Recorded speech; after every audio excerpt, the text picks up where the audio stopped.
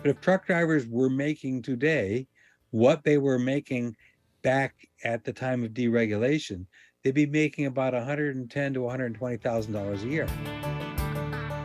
You're listening to the BulkLoads podcast, your number one resource for everything bulk freight trucking. And this is episode 226.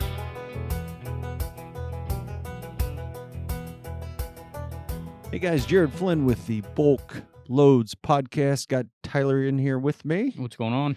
Tyler, we're going to continue our second part of this interview or podcast I done with Michael Belzer. Hopefully our guests have enjoyed the first half. Yeah. I know this was again, the longest one we've ever done. So this is why we broke it into two parts.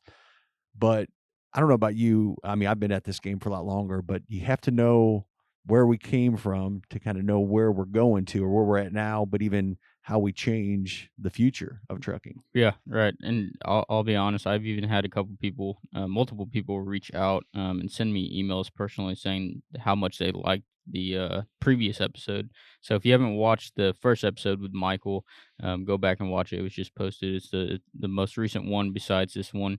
And then go ahead and listen to this one and let us know your thoughts on this one as well. Yeah, I mean, you can start right here, but I would encourage you, if you haven't, go back to last week first before you listen to this one. It is just amazing to the knowledge that Michael had, the history that he'd done. I think because he did his PhD, Yep. And studied just trucking. And again, his views, he's got some of his opinions as well embedded into this. But I think it just really shows kind of how we've come to where we are. Before we go into the segment, just a couple quick highlights. If you don't know, we do have a BulkLoads, our first conference coming up in February. So it's just going to be right around the corner though. But if you are interested in attending, let us know. Tyler, the dates on that are going to be February 8th and 9th. Yep. And it's going to be come in the night before, and then it's going to be a day of events. It's going to be a quick one.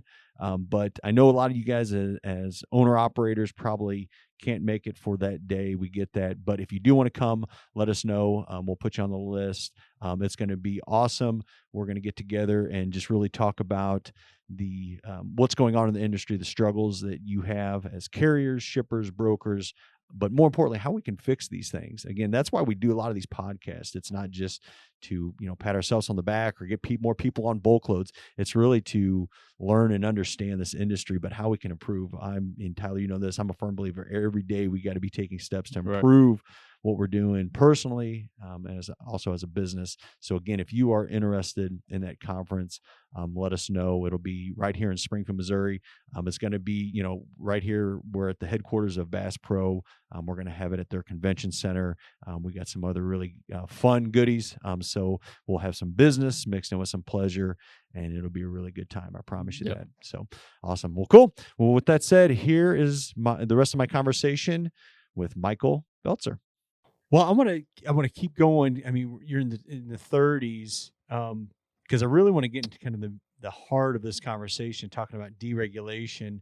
But walk us all the way, if there are any other standing moments. I know you talked about in the 50s, the two brothers that kind of parted ways, but walk us up until, what happened. It was regulated, but also because some of our listeners don't realize what that meant. Why, what did regulation mean versus how it's different today? So if you can kind of walk us up till that and how trucking was until it changed. So, yeah, and this is why I always say, refer to the book for my authority. I'm going to give you the story. But if you really want to kind of follow this thing through and walk it through, that's the way to do it. So in the 1930s, with pressure, as I told you, first of all, there was pressure from the state highway authorities who were struggling with these terrible crashes. Trucking. Second of all, truck crashes, car crashes, everybody was running into everybody. What's a driver's license anyway? I don't need no stinking license. I just get in. So it was a different time. But in some ways, it was the same time. So the highway safety problem was real. Competition was intense. The term destructive competition came into common use. That is competing to zero. So you're not making any money. Remember, My front haul is your back haul and vice versa. Right. All still true today, despite what economists will tell you. Nonsense. That was It's going on really true. before deregulation? Sure. It was going on from the beginning of time.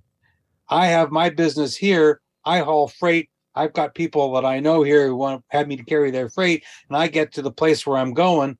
I better have somebody lined up on the other end to bring it back, or I'm in trouble. So I'll compete. I'll cut the price on the back haul. Nothing's different.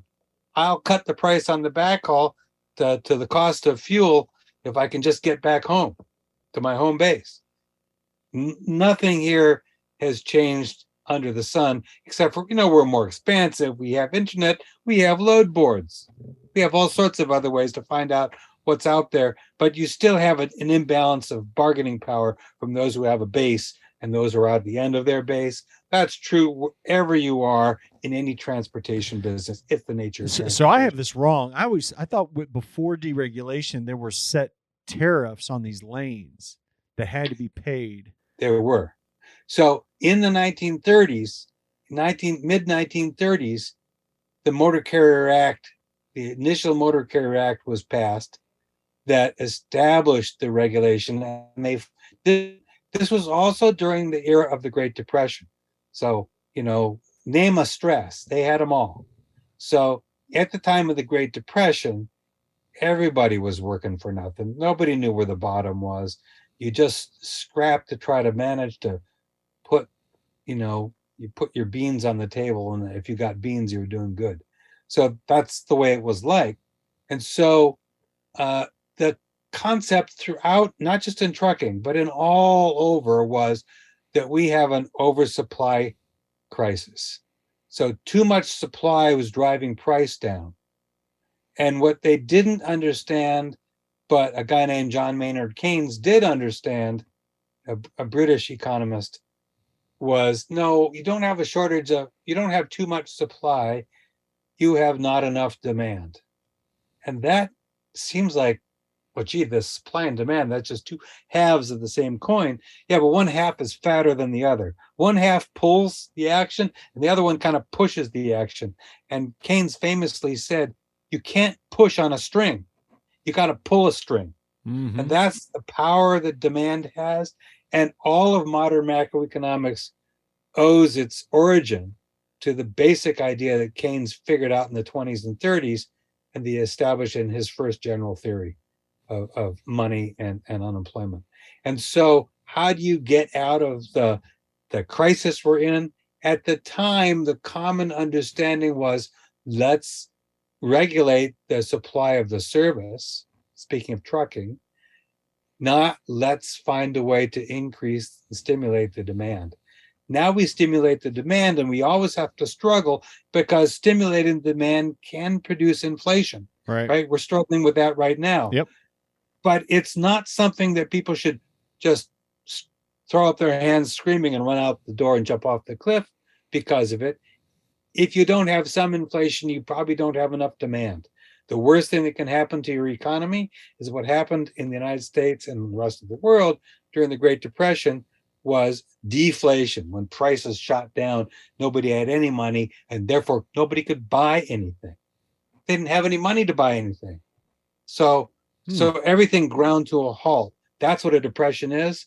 It's always accompanied by a deflation. There is nothing worse than that. And in 2008, that's the actions the Fed took were designed to keep that from happening. And nobody knew what to do with COVID. They essentially used the same tactic, probably bipartisan, but probably both overdid it, right? But on the other hand, you still have supply is erratic, demand has remained high. Now there's an imbalance, right? So nothing's really changed in kind of the laws of supply and demand. So during the 1930s, nobody had any money. How do we fix this problem? At the time they thought, well, if we can just limit the supply so the supply and demand can equalize, it will work. It didn't really work very well, right? But it's what they did. It's what they understood. And as I've said before, they They followed the same rules that the Interstate Commerce Commission had followed 50 years earlier or 60 years earlier in the 1870s when they established the rules for the railroads. Now we would know we need to do the regulation in a different kind of way, but at the time, that's what they did. And so that's what established the system that we learned that had common carriers, contract carriers, exempt carriers. So, and that's the lobby of the agricultural interests who have always had an oversized lobby in the United States, the farm sector, the agricultural sector, and has always been a push-pull back and forth between the urban and the rural, the manufacturing, banking. We have all kinds of complexity in our sector today, but the urban type of industry and the rural type of industry, the farm industry, and that conflict was present all the way along, has always been present, continues to this day. But they said, geez, if we have to pay the real cost of transportation, we'll never be able to make any money. And so that kind of got set as an expectation. And as we discussed in our earlier conversation, farmers work for the farm and farm boys work for the farm. And when you're hauling grain for the farm, waiting for half a day in a line to unload your corn is just the way the world works. That's just what you accept. And as a city guy, I looked at that as a city truck driver. I looked at that coming out to those places and saying, what are they doing? Who's paying those people? And I didn't understand it when I was doing this work 45 years ago, that they just weren't getting paid. I mean, they're getting paid for a load and that's it, whatever it took. And nobody was paying them when their time was down. And that practice, it was in the exempt sector, is what flowed after deregulation in 1980. That's what flowed in to the common carrier sector, and the common carrier sector essentially collapsed, which is why we have seen this intense competition we have seen ever since. And the common carrier sector is what you would today maybe point to as the LTL sector. But the reality is, before deregulation, everybody in the common carrier world hauled some portion of truckload and some portion of less than truckload, and it was a balance. Some carriers hauled more. UPS hauls more LTL, even back then, right? And Schneider carried more truckload back then, right? Still does. The essentially what ended up happening is that deregulation opened up competition so much that the common carrier sector collapsed. Most of it went bankrupt. All the rules that governed it went away overnight, and the companies and the drivers and everybody lost their shirts. The only people who didn't lose their shirts were the cargo owners, who are still making the money. They always make the money. I want to back up here because I really want to nail this thing. So what was the deciding factor of deregulation? Like what really, and maybe explain that I didn't hear it, but why did they decide? Did they do it? Why did they do it? Why did they do it? Very good question. Sorry, I interrupted you. Why did they do it? They did it because they wanted to drive down the cost of transportation across the economy. So the first sector to Alfred Kahn, who was one of my professors back at Cornell as an undergraduate, he became Jimmy Carter's inflation czar, because inflation was a big thing. Inflation was a thing during the Carter administration. Right, yeah. How do we fix that? And all inflation was essentially fixed by Carter. He doesn't get any credit for it, which is really interesting. I was mad at him at the time because I was a truck driver. I wasn't happy because inflation meant cutting my wages. Ultimately, I could see that coming. I didn't have any idea how much that could be. They started with the airlines. Kahn was named head of the Aeronautics Board, National Civil Aeronautics Board, I think is what it was called. Anyway, and he abolished it. So, and that's when airline deregulations started picking up. and all these People Airlines and all these other outfits were out there scrambling to try to take the business. And people thought that air transportation would become cheap and highly competitive with lots of companies. Now we're fully matured and we see it's consolidated to what, four major airlines? Yeah.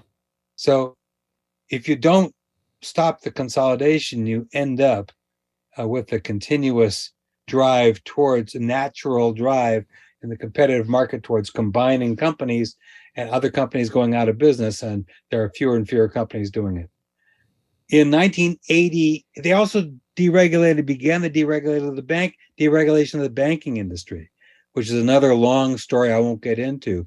But you keep in mind, there were several sectors they were trying to figure out how to reduce those costs. The other two big ones that matter to us are railroads and trucking. And railroad deregulation and trucking deregulation ended up creating two opposite types of outcomes.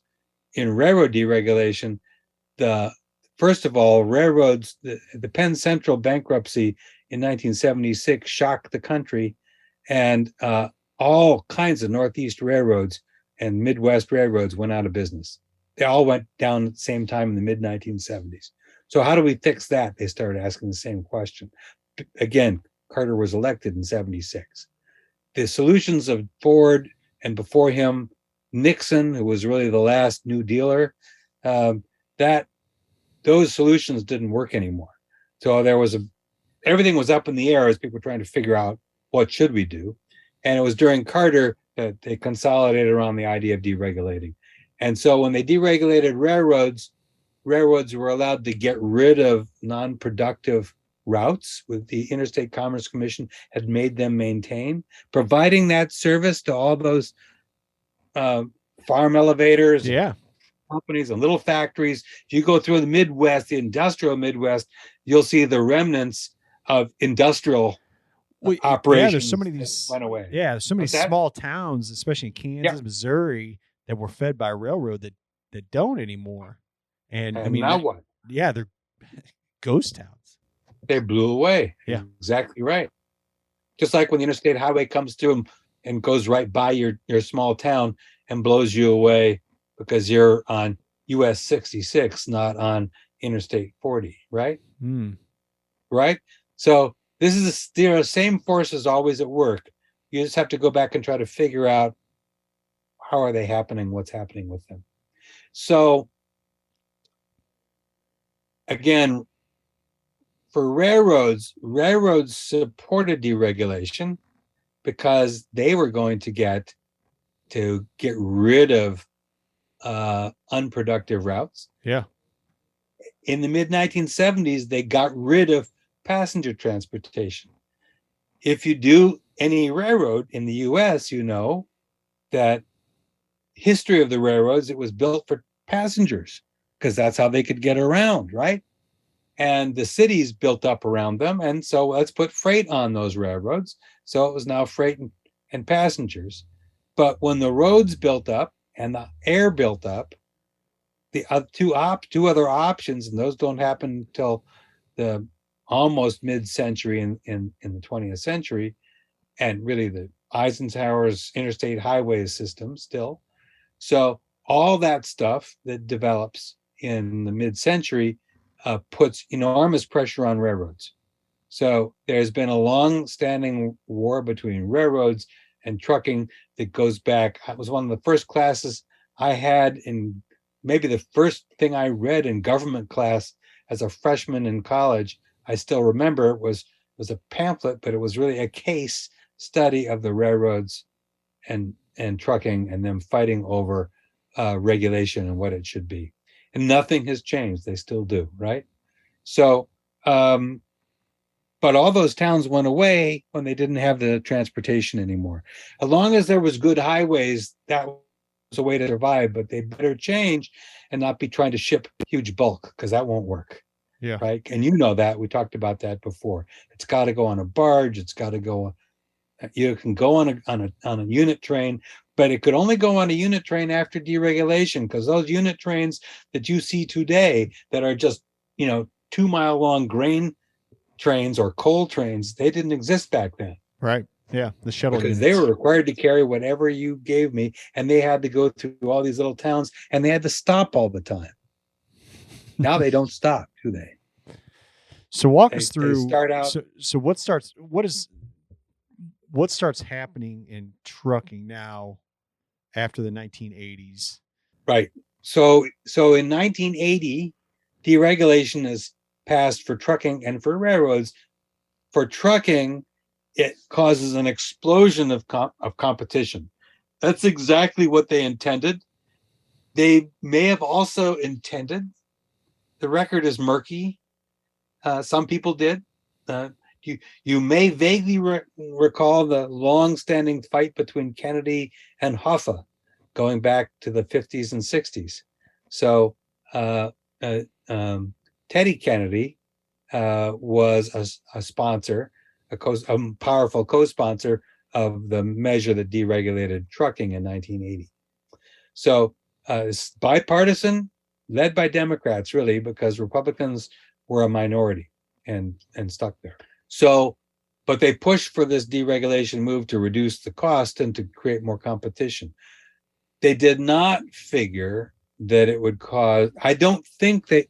I think they were not surprised and not unhappy that the Teamsters were significantly weakened, but I think they were shocked that wages went down so badly in trucking. So I don't think people anticipated just how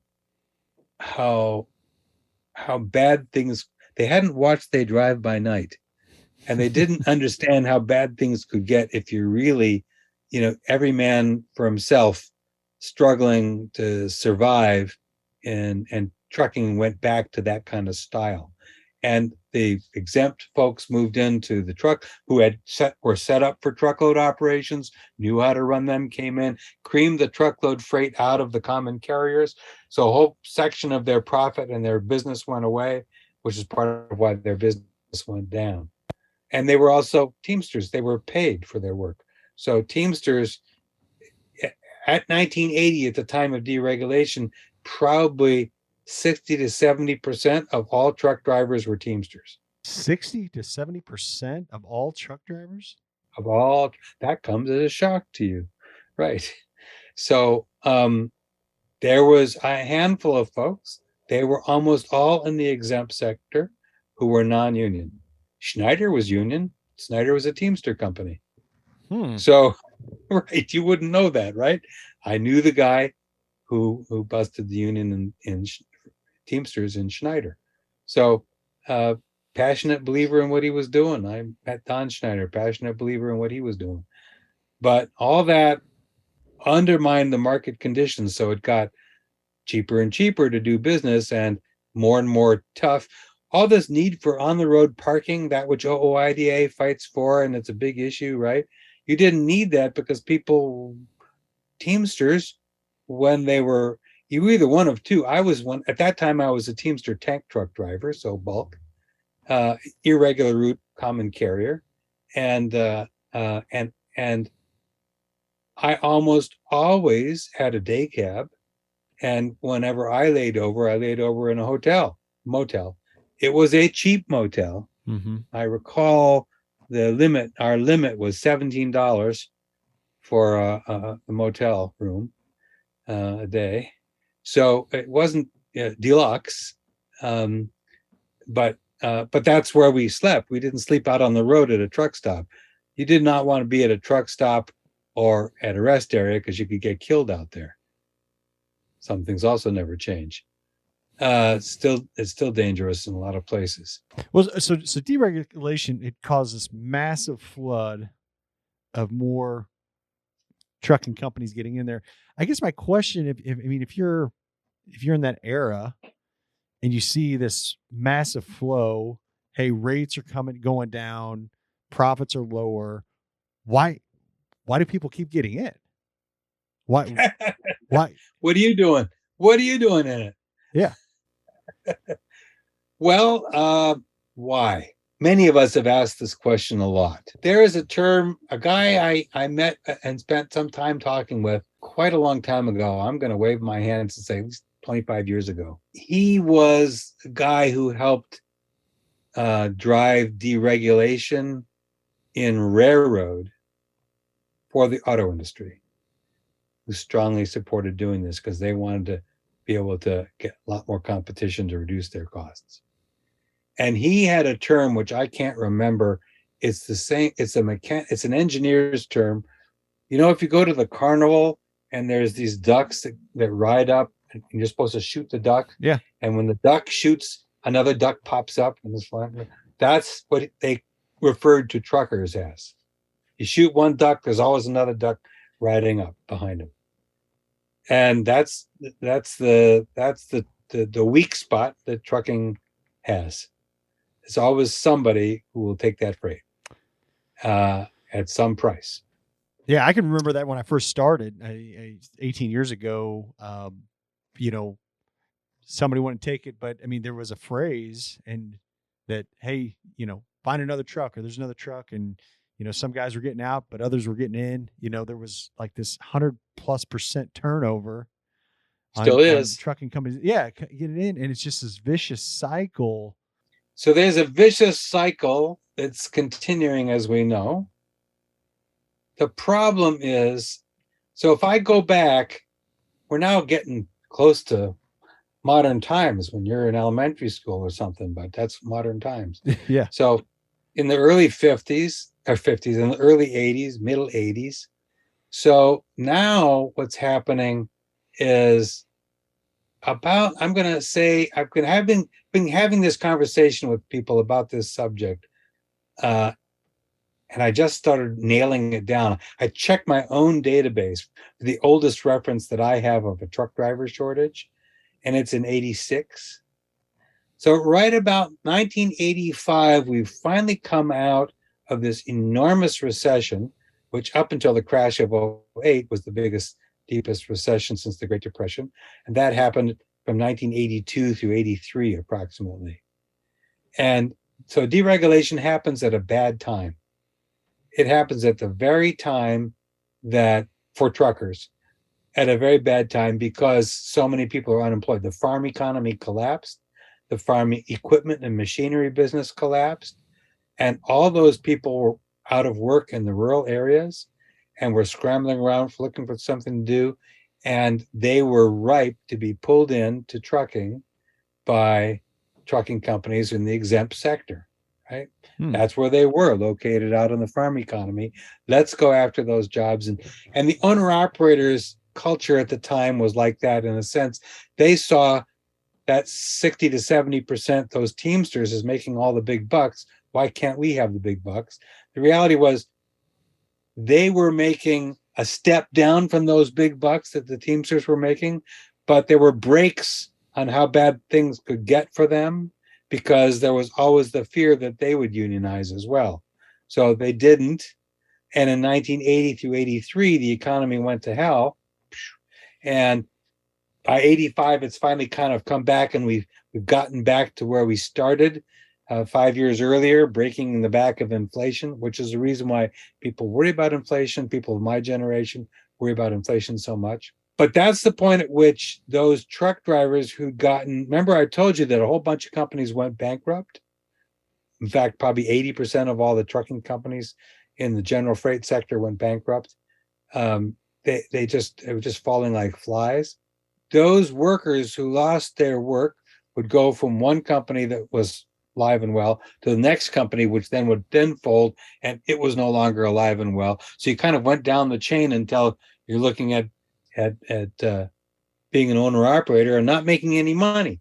Making $1 an hour, making $1 a mile was unacceptable.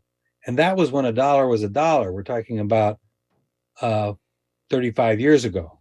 Nowadays, they still fight to make $1 a mile. Only $1 is not worth anything. That's the scary part. So if you look at what we call in economics, we call real wages, real earnings, real rates have gone down a lot, controlling for inflation. So when my hourly rate in 1980 at the time of deregulation was $13.10 an hour nominal. That means in 1980 dollars. Mm-hmm. So multiply that by 3 off the top of my head. I can't remember. You can look up that in the consumer. You can use a consumer price index, inflationary. So I mean, they'd be almost calculator on the $40 an Bureau hour, of Tra- basically. What's that? I mean, so you're looking at $40 an hour in today's wages. Probably, yeah, right. And in fact, there's a guy who's been studying this, collecting data and selling data on this for truckload for a long time, who's been arguing for quite some time that if truck drivers, and he's all talking about non-union side, but if truck drivers were making today what they were making back at the time of deregulation, they'd be making about $110,000 to $120,000 a year. When all actuality, what are they making? Now, 48 on average. Almost, well, half, 48,000. less than half of what? Yeah, about 1/3, roughly. Wow. Well, and Right. I think that's a perfect segue to your book. And I should have mentioned this even earlier on, and we'll talk about it. It does kind of occur to me too. Yeah. I mean, your book, Sweatshop on Wheels, Winner and Losers in Trucking Deregulation. So I want you to talk, and we'll kind of finish our conversation here. What inspired you to write this book? Well, as I had said before, there's the phrase, "What truck hit me?" Well, as a truck driver, I knew it was a Mack, but anyway. So I always wanted I sort of wanted to know the answer. I was pretty educated before I went into trucking. I went into trucking in part to try to help clean up the Teamsters and make it effective, and we succeeded at that. So I'm feeling really good about that. I can look back at something I helped to do in my life, and it worked. And it's a good thing. You should have, in a democracy, you should have everybody everybody should have a stake. That was Johnson's thing. And he was a master politician because he recognized that everybody has to have a stake in this game or the country falls apart. Anybody who's kept out of having a stake is danger. A danger is a threat, is a problem to the country, is not good for America's strength as a nation. And so I was very much interested in getting involved in that. And I like trucks, so there you go. But because you mentioned earlier, you drove for a while. Yeah, drove for 750,000 miles, approximately, somewhere like that. Over the course of how many years? About 10. Okay. And this is before you went on to graduate school? And yeah, it was. So I had, as my own dissertation advisor said, something I could never know about what it was like to do what you were doing. And that's true. I guess that's true. Yeah, that's good. For better or for worse, I knew something he could never know. It would have been great had I got started a little earlier on the academic side in certain respects, but it is a knowledge that I bring. All this background that I've laid up to you, part of this is what I knew, and most of this is what I learned doing the research. What was it that made all these things happen? What forces converged to run me over like a Mack truck? And how do we get to this situation, and what do we do about it? Well, yeah, and that's where I want to spin the gears to talking about. We can talk about we mentioned the history and why we are where we are today, but I would love to hear your opinions on solutions for this, because I think that's where everybody's looking. It's like, hey, how do we fix this industry, or how do we make it better? They talk about this truck driver shortage, and that's a whole nother spinoff we can go on. But then, how do we create autonomous trucks, or how do we replace the driver with technology? Is that a way that you're going to solve this problem? But I mean, we've created the problem that we're in because of what we've done to a lot of these drivers, to trucking in general. Well, yeah, we created an unacceptable environment. Yeah. And that's the problem. You can't fix the what I call a recruiting and retention problem. The labor force, you can't get the labor force to be what it really needs to be stable and safe and productive without changing our approach. So I'll go back to the story of the owner-operators. I told you that the Teamsters represented the owner-operators. I can tell you when I had my first Teamster freight contract as a truck driver, the contract has in it two sections. One section is for employee drivers, and one section was for owner-operators. And they negotiated for both. Now, I will say that my union secretary treasurer, who I ran against in '84, who had been running the union since 1950,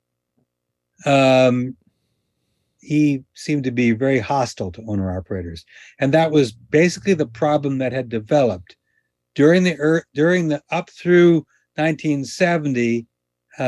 Owner-operators had been an acceptable, as I said to you before, part of the industry, and they bargained for both. So Roadway Express, which had owner-operators and city driver and employee drivers, they were Teamster represented, and they represented both, and that's what happened.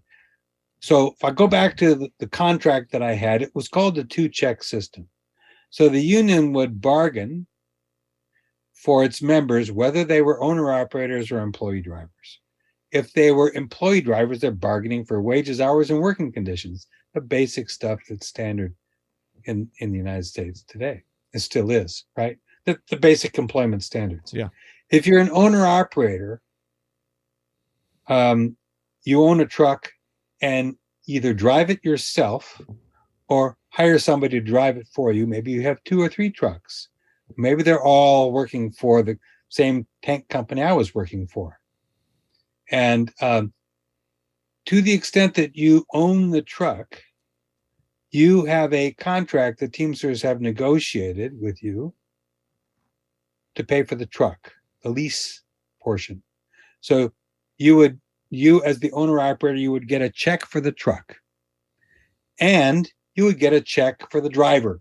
That's yourself if you're driving it yourself, or if you got your brother-in-law, then a check for him, and they were collectively bargained just the same way. So the Teamsters had this two-check system, and it worked just fine. They negotiated with a collective bargaining agreement to make sure that the truck was paid for, that the lease was appropriate for paying for the cost of operating a truck, which is something we can figure out. I've worked on that area as well, done some of that research. The ATA does that too. You know what that costs. So you negotiate a contract for the truck and negotiate a provision of the contract for the driver. And the driver gets paid according to the same way as other truck drivers are going to get paid. And if you pay the truck and you pay the driver, it will cost more, but you will have a stable, more productive workforce because you will have people who are dedicated to the job that they do and haven't just come off the street and are heading right back out onto the street when they find out how bad the job is. Yeah. So it's a hard job. Your people who are listening to this podcast know it's a hard job. Yeah, And but I don't think the drivers general need to be public paid for it. does. I don't think the What's general that? public, No. they think, hey, anybody can get up in a seat and drive. Right. They don't get it. So I worked, first of all, my truck was different than the trucks they have today, I have to say. And I don't think I ever told you, Michael, I drove for a while too. Yeah, you right out did. of college, You did. I drove for 3 years. It was more local routes, but had my Class A. Mhm. But yeah, I got to know that, man, this is Hard work. hard work. Really. And that's local. Yeah. When you're running over the road all hours of the day and night, that's pretty brutal, you know. And my wife figures, now that we've started studying the question, it was like, I probably slept on average maybe 5 hours a day, one way or the other, in some way, including vacations for years, 10 years probably. So that's not enough. We know that kill you.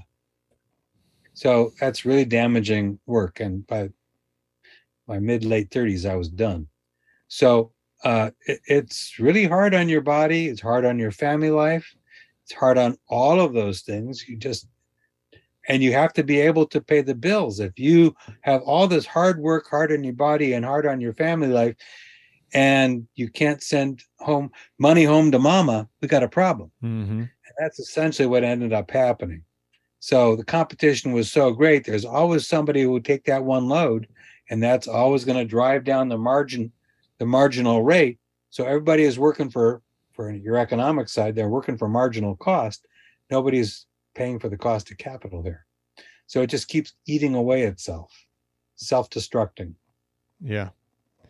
So that's what the collective bargaining contract resolved. And it's the only way within our legal system, as it stands today, that we could really do that. I mean, it shouldn't say that. It could be done, but it would have to be individually. If you're not in a union, it'd have to be individually negotiated. Well, that's just because today, I mean, how many Teamsters are there? What percentage of truck drivers are Teamsters today? 5%. Yeah. Really, it's truck probably drivers maybe closer to 10%, but of the trucking industry, maybe 5%. Yeah, and you're thinking it's probably your, UPS, Yellow Roadway. I mean, the bigger contract carriers. Right. Well, those are what used to be common carriers. They're bigger companies. So, but it's going to be companies that have the ability, and that they have enough market power within their environment that they can operate efficiently and still compete. I mean, United Parcel Service is the best job out there, and as a Teamster wage, they're probably getting $30 an hour. I don't know what it is. Even with deregulation, even with the competition from FedEx, because they're so tightly run, so efficient. So they can do it. They can do what other people can't do, but there are just not very many. So I wasn't trying to say that everybody has to be Teamster, but what I was saying is that you have to have a structure that makes sure that people are getting paid. Right. One other thing that I did not mention that is currently, there are two bills, and one in the House, one in the Senate. What you don't know, I'm confident, is that the Fair Labor Standards Act that created the minimum wage back in 1935, I think it was. Anyway, same era as all these other regulations. But that created a floor for wages, exempted truck drivers, anybody actually working, technically, anybody working for an interstate trucking company could be exempt from time and a half after 40, the minimum, the maximum hours provision. So that's why you see such insanely high hours in trucking. And I'm sure people, I don't know who listens to your podcast, but if there are truck drivers listening, they know they're probably logging off duty whenever they're waiting in that line, creeping forward to get that thing loaded or unloaded or what have you. And when they do log that off duty, it's unpaid time. Yeah. That's not sleep. It's not home time. You're not at your kid's ball game, all of those things. And that keeps undermining compensation, hourly compensation. And so there is a bill in both houses of Congress to eliminate that exemption from the overtime provision of the law. And that would go a long ways towards fixing things, I think. But that won't fix the employee versus contractor and all that kind of problem, but it will at least put a floor on the compensation. Right now, people are logging off duty whenever they're not driving, and even some of the time they are. What would you say, because I don't want this to end all doom and gloom, this is fixable. It's fixable. But what would you say, and you mentioned it here a little bit, but to that person that's listening, maybe they're thinking about getting into trucking or just got into trucking, maybe been in it for 5 years, 10 years. What would you say to that person in this industry on like collectively working towards, a better environment, better wages, more profits. There's limited things that you can do in a truly competitive marketplace to cause yourself to have better wages and better rates, because in a completely competitive environment, in trucking, one of my professors at the university said you'd have to have an industry on roller skates to have a perfect competition and no economic profits. And I said, I got your industry, it's called trucking. And I explained to him the story, and he said, you might be right. I hadn't thought about that. It is a very competitive business by nature. There have to be some floors, some barriers, some minimum rates, some way, and they're going to have to join together with others to advocate creating a minimum floor and foundation. And I would add that I believe it's in the interest of the trucking companies to have such a thing, so they can actually stop wasting so much money on recruiting and pouring money down a rat hole trying to get people to do the job. Just pay the people who go do the work. Yeah. That they need some form of framework for the industry that provides a framework for the market. Everybody else in a blue collar occupation in the United States is going to be covered by the minimum wage and the 40-hour work week. And they got to record their hours. The companies have to record their hours because of the fact that they're on a 40-hour work week and time and a half after 40. So everybody else in the market is competing on that basis. How is trucking ever going to compete? Right. Living by a completely different set of rules. Yep. Just can't. So I would say if you want to go into it, you got to kind of work with others to whatever group you like, but you got to work with others with whom you feel comfortable to try to work to make this better. The crazy thing is it has gotten so bad that the companies, as you know, are desperate for drivers and are having a hard time staffing the trucks. They just can't get butts in seats. Second of all, the quality problem is bad because people are shifting in and out of jobs. And with all that turnover, that by itself in any industry leads to safety problems. But I would argue that the cargo owners need to step up and take responsible action to level the playing field. Because if they really want to sell the products that they're selling and compete on the basis of the quality of their product and the efficiency of their production system, they got to take this race to the bottom for low-cost trucking out of there. Because as long as that's in there, they're going to be just chasing their tails. So I think everybody benefits.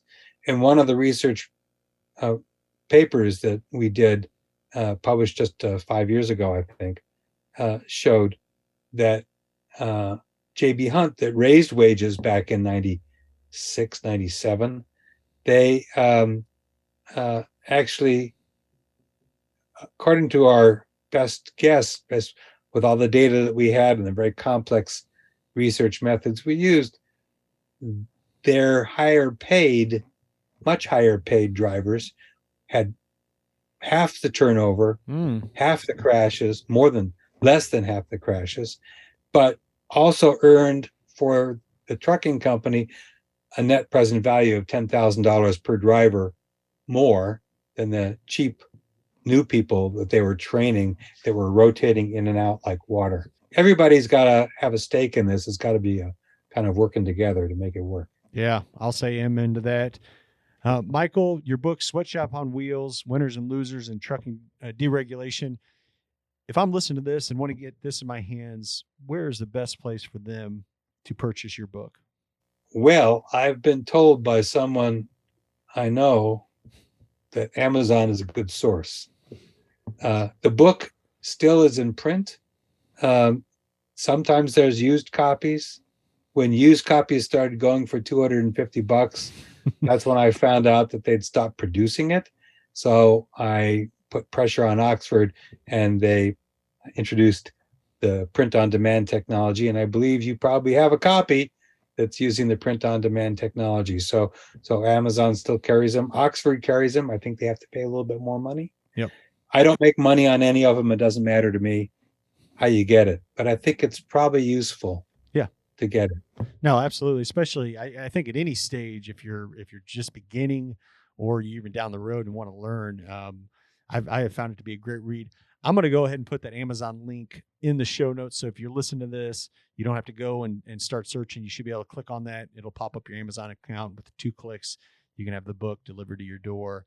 Michael, I found this fascinating. I honestly, every word you've said, it's just, again, it seems like it's been this kind of black hole nobody understands, and why we are where we are. I mean, it makes perfectly good sense now that you've mentioned kind of every step along the road. But again, good or bad, it's just I love the history element of it, of transportation. I fell when I graduated from college and got into trucking. I mean, I absolutely fell in love with it. It was a passion of mine. I saw there was such a need out there. I saw a lot of drivers probably not treated like I wanted them to be treated. So it fueled me to be where I am today. And I think a lot of this, what you mentioned, is what we see in the industry. So I'll say this to anybody out there listening to this. I think we can all be. I think there's ways to improve this industry. It can be overwhelming at times, but I think if we keep taking steps to make this a better industry and more profitable for all parties involved, we're all going to benefit from it. I agree. Makes sense. You all get a lot better results by working together. And I think that's what we really have to be doing. We have to recognize the value of that. Yep. Hey, Michael, thanks again for coming on. You're welcome. Have a good one.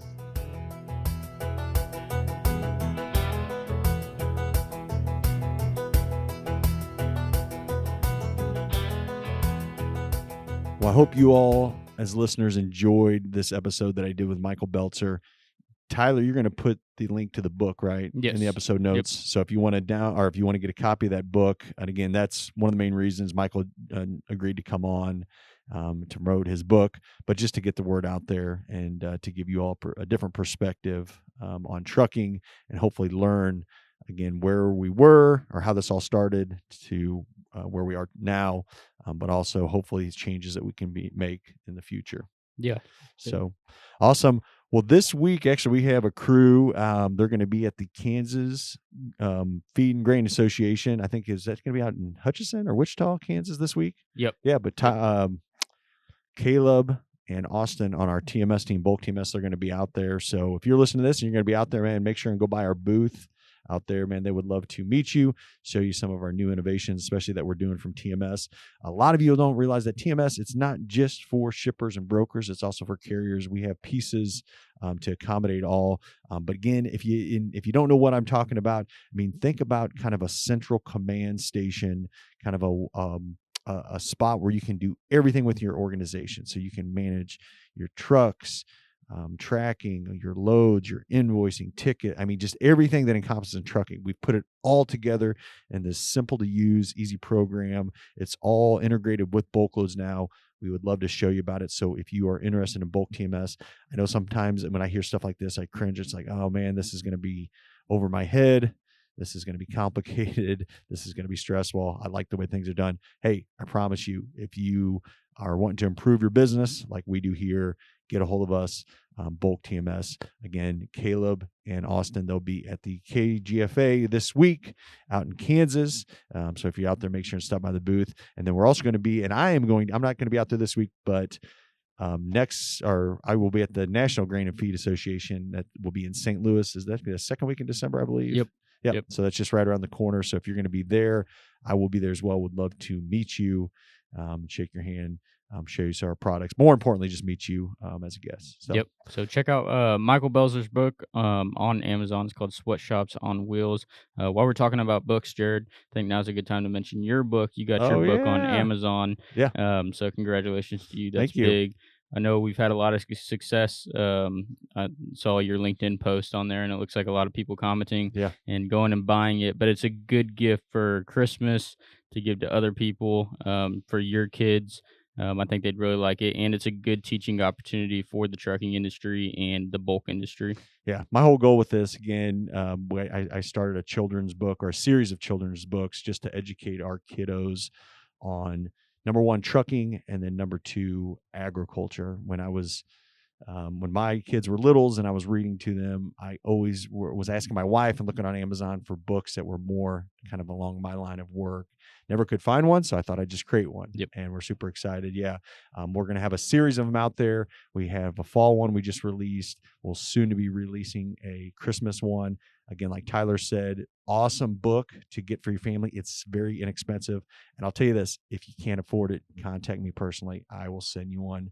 I'm more passionate about you getting this for your kids or loved ones, and giving that gift to them. So I'm always honored the recognition that I've gotten so far, but more importantly, getting it in the hands of you as users. Yeah, very simple. Just go to Amazon, type in Trucking Adventures of Semi Sam, or you can go to the episode notes. We'll post it there as well. Yeah, appreciate that, Tyler. So, well, as always, we thank you for listening to the Bulk Loads podcast. If you haven't yet, make sure and subscribe. If you know others out there that can benefit specifically from this episode and just want to really learn more about trucking, we appreciate you sharing this on your social media platforms. You can also just share it easily on any podcast application. So, thank you very much.